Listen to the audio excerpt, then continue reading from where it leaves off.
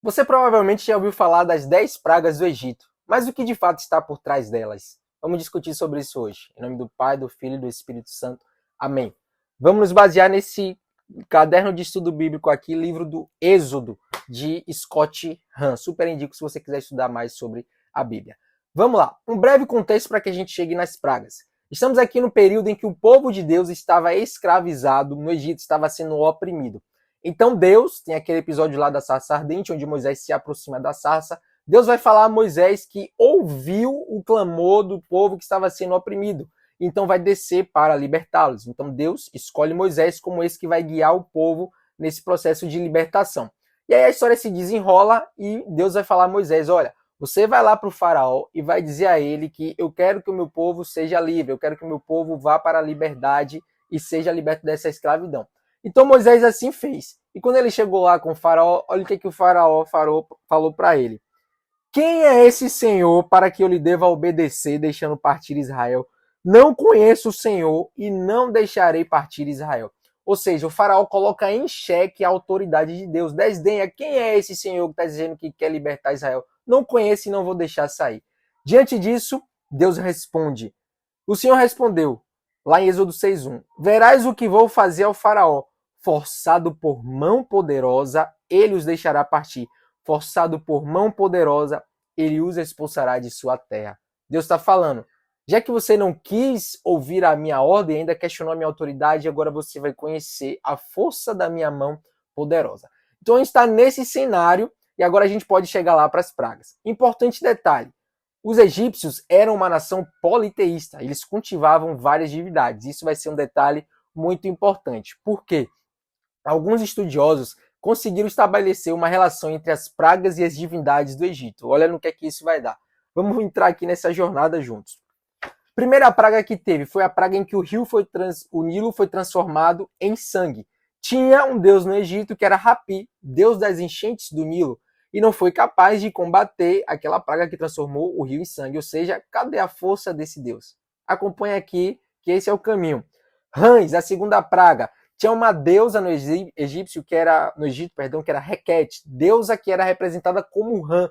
Ou seja, uma deusa que tinha o formato de rã não foi capaz de combater as pragas da rã. Deus começa aí colocando em xeque a autoridade de cada divindade cultuada no Egito.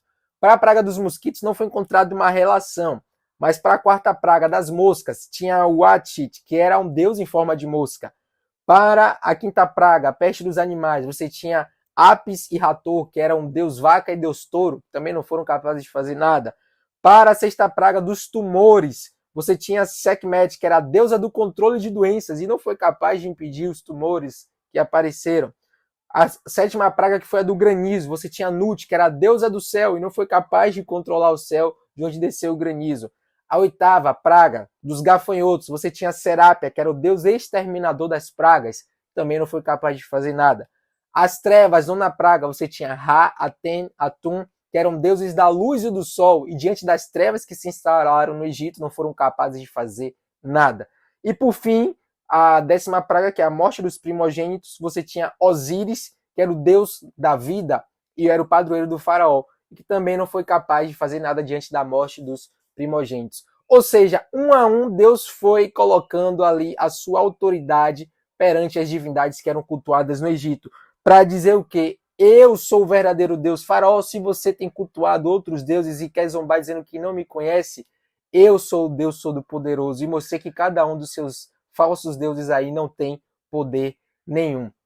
Então as pragas têm esse olhar, onde a autoridade de Deus ela é reforçada, ela é instituída e Deus se mostra soberano sobre tudo aquilo que era cultuado lá no Egito. E quando a gente olha para a nossa vida hoje, isso nos leva a refletir quem são os falsos deuses que nós temos cultuados, que precisam ser destronados para que a autoridade de Deus também se manifeste na nossa vida.